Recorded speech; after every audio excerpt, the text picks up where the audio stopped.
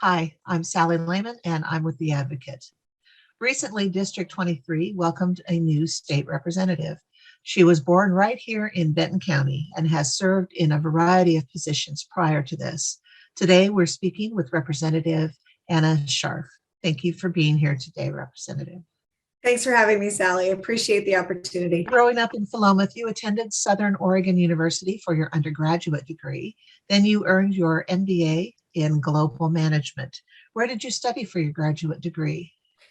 I was really fortunate. At the time, I was working for Hewlett Packard full time. I spent 10 years working at Hewlett Packard in Corvallis, and they had a program where you could do, this was in the infancy of online learning.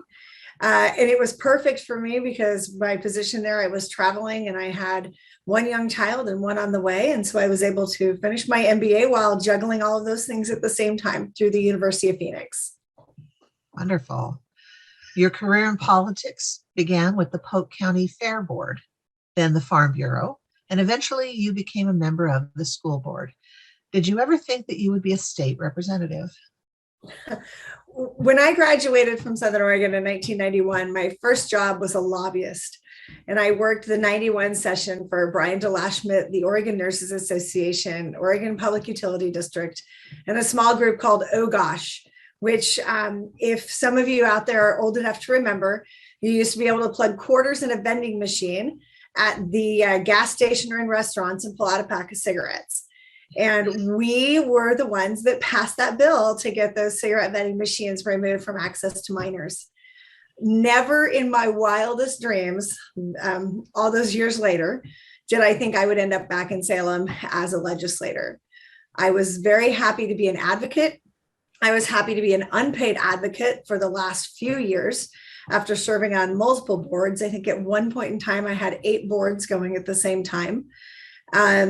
But you get put where you're supposed to be at the time for the right reasons. And here I am in Salem. What has it been like to step into the House of Representatives on such short notice? The House of Representatives has been phenomenal. The Senate has reached across the chambers as well.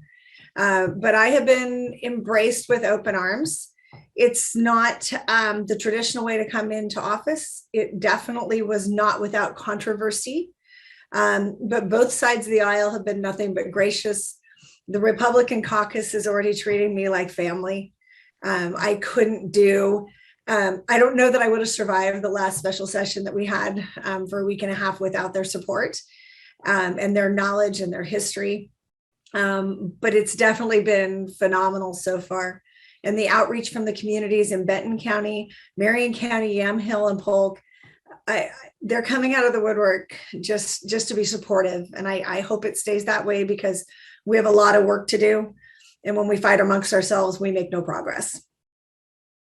Are you planning on running for this seat when your current term ends? I wouldn't have put myself through the nomination process if I did not intend to run. Absolutely. We will not be able to file for reelection until after January 17th. Sometime the Secretary of State's office has told us the maps will not be finalized, so we can't officially file till then, but absolutely, I'm running in 2022. Do you have goals now for a higher office one day? No. Short answer, no. You know what? I didn't have this in my plans either, or at least in this time in my life. So when I say no, I don't think anybody should ever say no because you never know what's going to pop up in front of you. Recently, there was a bit of a dust up over Speaker Tina Kotek and the remapping of the state districts. The Republican members of the House made a motion to censure her for disorderly conduct. What are your thoughts on this? I voted for the censuring of Speaker Kotek. And the reason that I did that is because she changed the rules of the game in order to win. And in politics, we have rules for a reason. And we abided by the rules. The Republican caucus abided by the rules before I joined them. Last session, they used the rules to, some would say, their advantage by slowing the reading of the bills. So we had a log jam that was building up, working in the building, tracking legislation. I can tell you that log jam was pretty darn high. And in a bargain, which is often done in politics, the speaker made a deal with the House Republicans that if they would stop the logjam, she would give them equal representation during the redistricting process. Oregonians had already told us and the Democrats that they wanted equal representation in that process that only happens every 10 years. Unfortunately, the initiative petition didn't make it to the ballot, and so we didn't have a chance for the voters to vote on that. When the speaker decided to pull the gavel from Representative Shelley Bosshart Davis, House District 15, and change the balance of that committee, she changed the rules of the game in order for her own political gain. And you should never do that in politics. We are here to represent all of the people of the state, not one single party. Her actions were unconscionable. To come out and do that in order just to move maps. She had us at the table. She had her quorum, which is the only reason she needed us in the building, because our votes were not going to matter at the end of the day. And she moved the maps forward. I'm grateful to the National Committee and other folks who are now stepping up to file lawsuits against the congressional maps, as I believe that they do have a chance in federal court to bring an actual balance back to congressional representation in the state of Oregon. The legislative maps are done. The Corvallis School Board is considering a COVID vaccine mandate for all students. Would that be something that you would support? No, I do not. I don't support mandatory health choices for any person. I believe in vaccinations as a personal choice. I don't believe in forced medical treatment on anyone. And I believe that that's what this is. And I also believe it's unfounded. I have requested from the governor upon multiple times and the Oregon Health Authority to address natural immunity. For those of us who have had COVID, like I did back in April for 2 weeks, who continue to carry antibodies and natural immunity in their body. I was just tested a month ago and have been exposed multiple times and have yet to be reinfected. I've asked for them to consider that if they're going to move forward with these mandates, and they have refused.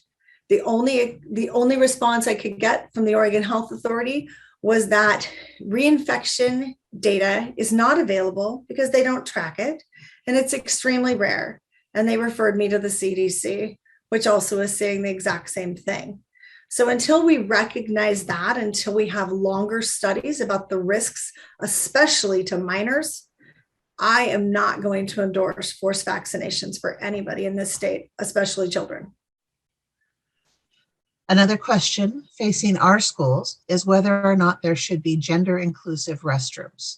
As a former school board member, do you believe that these restrooms should be part of our children's educational experience? I think the easiest way to solve that is just to have individualized restrooms that have a sign on the outside of them that say restroom. I think that labeling anyone based upon their gender, based upon their sex, based upon their race, religion, based upon their vaccination status is nothing but discrimination. It's segregation and discrimination in its worst forms. So the simple solution is individualized bathrooms with a sign that says restrooms. Across Oregon, unions have been stepping up to fight for the rights of workers. What is your opinion on unions? I think unions have their place. And in certain aspects right now, I know that the Kaiser Permanente organization is facing a terrible situation. Not only are their workers, their nurses looking at going on strike, but they're also looking at losing a portion of their workforce very soon in the next week due to the COVID vaccine mandate for healthcare workers in the state of Oregon and Washington. I also know that there's several healthcare organizations that have come out in opposition to that. So if the unions are fighting for the betterment of their employees, I think it's a great opportunity.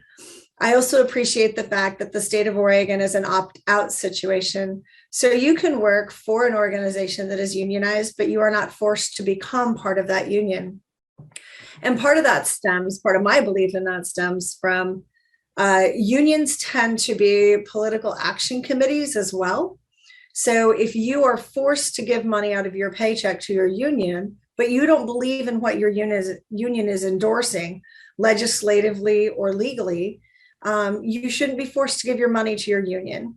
So I think unions have their place. I just have reservations as to what their places can be at different times. Since the pullout of troops in Afghanistan, several Oregonians are welcoming the idea of Afghan immigrants coming to Oregon. How do you feel about that? During legislative days, we were supposed to be in the Human Services Committee getting an update on the amount of Afghan refugees that have been relocated to the state of Oregon. But unfortunately, we were unable to have legislative days because session drug on, the redistricting session for redistricting, and you cannot have legislative days while you were in session. My concern is not with the resettlement of Afghans anywhere in the United States.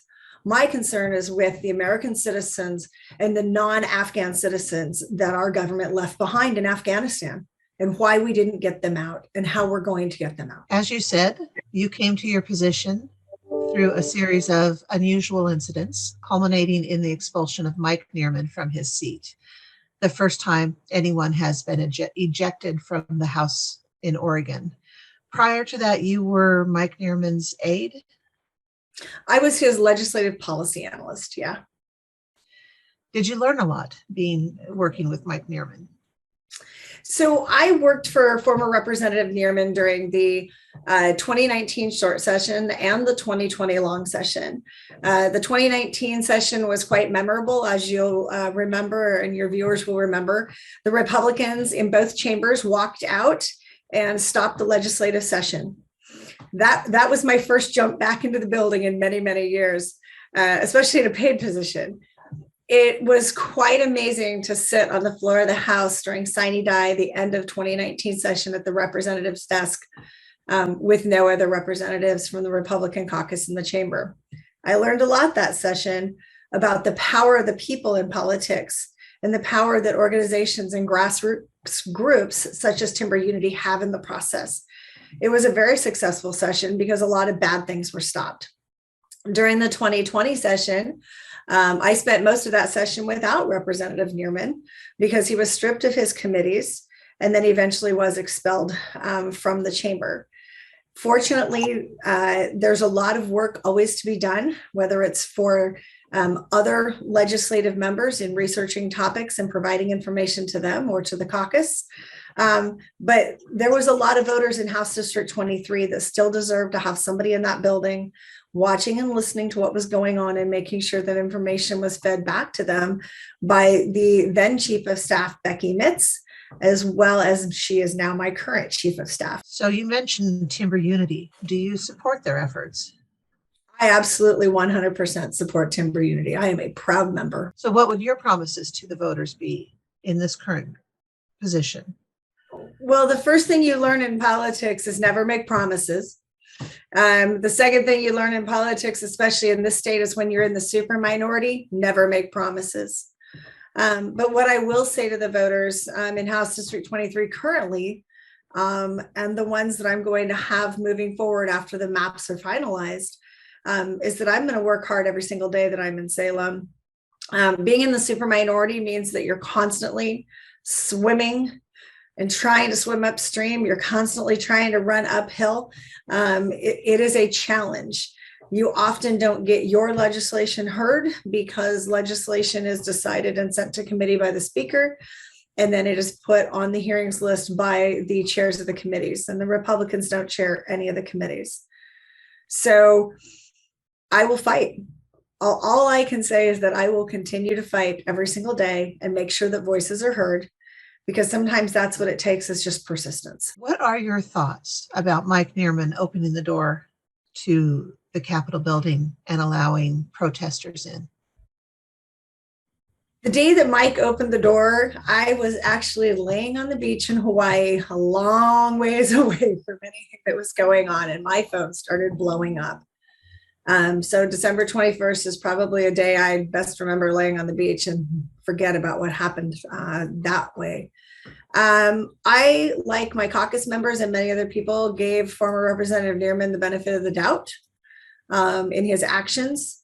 Good people make mistakes. Did he intend it? Didn't he intend it? I continued to give him the benefit of the doubt up until the very last minute. It is no secret, it has been published. I sent him a letter as his staff, as his friend, as his constituent, and asked him to step down, to not put the citizens through an expulsion, to not put the House chamber through an expulsion, not admit guilt, but to walk out with some dignity left. He chose to take his own path. Everybody has that right. But after the secondary OPB video came out regarding the pre-planning, it was pretty obvious that he needed to find a different path and not represent. And he's doing well. I see him quite often, and he's actually in a much better place and making bigger indents and headway for the state than I think he could have in Salem. Is there anything that you would like to say to your constituents from Benton County that may be watching this? See if I can get through this without crying. I'm going to miss you. I'm going to miss you desperately. House redistricting maps weren't kind to Benton County at all. House District 23 at the time currently, so up until the new maps kick in, I had Monroe. I was representing the rural area parts of Philomath where I grew up, and the folks out in Alsea was some of the best fishing in the state. Redistricting changed that. Philomath and Corvallis used to be combined with representation from Representative Marty Wilde. It made sense. Even growing up, Philomath was kind of a bedroom community of Corvallis. We went there to go grocery shopping. Sally and I were talking about that earlier. It made sense. It doesn't make sense what they've done now. Philomath, Alsea, Monroe will now be represented by Representative Gomberg, who lives in Lincoln City. They will be represented by a representative who lives where they go to vacation and fish, who knows nothing about natural resources, timber, and ag communities that he will now be representing. I feel for Benton County. I feel for those parts of Benton County. But what I can say is just because I lost you doesn't mean I'm going anywhere. I will continue to fight for you. You are my hometown. Thank you for your time, Representative Scharf. Thank you so much. Have a wonderful day.